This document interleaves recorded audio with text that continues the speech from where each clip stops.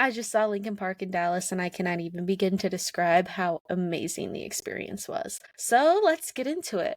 Hi, I'm Ashley, and welcome to Aftermath, where we talk all things Linkin Park. So I just got to go to Linkin Park's Dallas show and the From Zero World Tour on November 8th. Now, I've talked a little bit about the show before and how it was the only one so far to offer tiered packages, especially VIP packages. And I was fortunate enough, thanks to the help of my wonderful, wonderful brother, that we got to do VIP, the Linkin Park From Zero Pit Premium experience. So that's what I'm going to talk about today, my experience on the day. The Pit Premium experience allowed people to come in super duper early. At 1 o'clock, we were able to check in and get our VIP lanyards with pendants on them for the specific show date.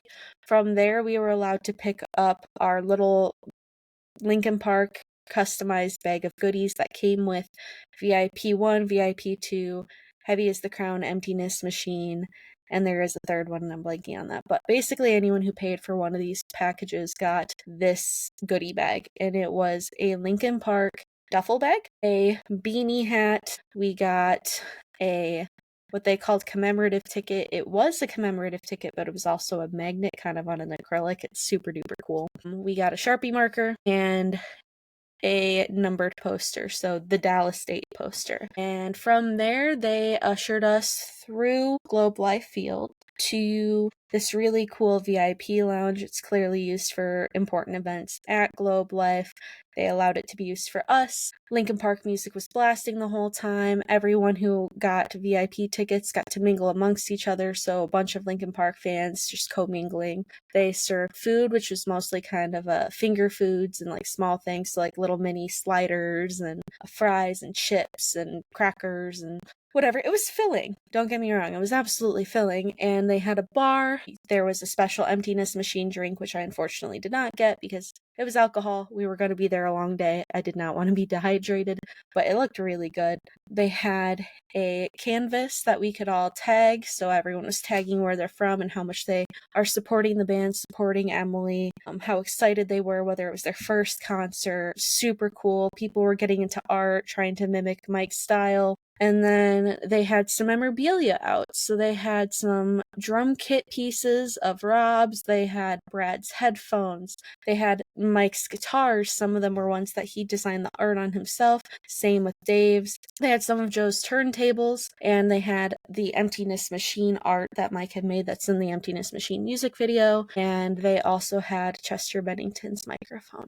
So it was really cool to see these pieces of history and know that at some point I might have seen one of these on stage with Mike mostly performing. I only got to see Linkin Park twice, once in 2014 and once at the Hollywood Bowl. But it was super cool to see those. And then they had photo opportunities with basically a canvas of the album art and then a couple that were basically green screens where you could take the album art or other organic styled arts that they had selected for some of their campaigning, and you could green screen, put yourself in front of it, and at the bottom it would say Linkin Park and then this show, which was Dallas. So we got to hang out there for a little bit. We hung out there until about 3:30, at which point we lined up based on entry, because they actually numbered us upon entry for who could enter the pit.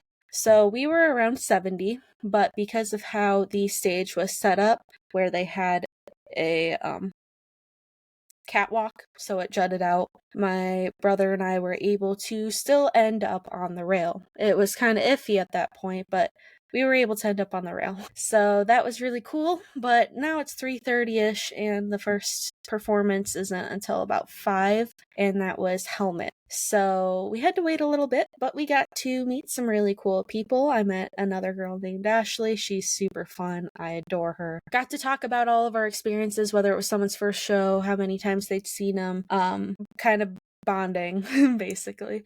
So that was a lot of fun. Then Helmet performed, which was really cool. If you didn't know, Helmet's singer is named Paige Hamilton, and if that doesn't sound familiar to you, it should, because Paige Hamilton sang on The Hunting Party. He was a guest vocalist on All for Nothing, which Linkin Park had not performed live ever until that night. So helmets on, they go through, Gene Dawson comes up, people are stoked for them. Bad Omens came up, and that was a lot of fun. I had never listened to Bad Omens before, but I knew that they were a concept band, and now I definitely want to give them a chance because I do love Coheed and Cambria, which is a concept band, and I just think that being able to tell these cohesive stories is incredibly cool. Then finally, the moment we're all waiting for, it's about 9 p.m. when Linkin Park finally gets on the stage, and they do their whole set. They do their live debut of 2014's All for Nothing with Paige Hamilton. Got us all stoked. We got to see Casualty, listen to that for the first time. So it was a lot of fun things. We didn't get out until about midnight. So for people who were VIP, we were basically there about 12 hours between trying to get in line before the check-in and through the entire event. So if VIP 1's not for you, I don't entirely blame you, but it was a really fun experience to get to meet other people, and especially at this time where Linkin Park had been on hiatus for so long, that community was a lot of fun to be a part of. And you got to meet people from all over. I met people from Brazil. I met tons of others who were flying into Dallas besides me and my brother. So it was incredibly cool to just get to see where people were on their Linkin Park journey, and some of them in the pit for the first time, or their first Linkin Park show ever. So it was really, really fun. With that, though, that is my experience. It looks like the VIP pit or highest tier for a lot of these shows coming up are a similar experience. So if you haven't splurged the money and those tickets are still available, just know that that was my experience, and if that is something that you want for yourself, you can absolutely go do that. If the long day does not seem like it's one for you, know what happened, and you don't have to feel like, oh gosh, did I miss out on something? There was no meet and greet. Linkin Park has confirmed that there will not be any meet and greets on this tour. I think they are trying to ease the band members in and not overwhelm them, but who knows what might be in store in the future. But yeah, if you have any really fun Linkin Park concert stories, let me know in the comments below, and maybe I will see you on one of the tour dates coming up.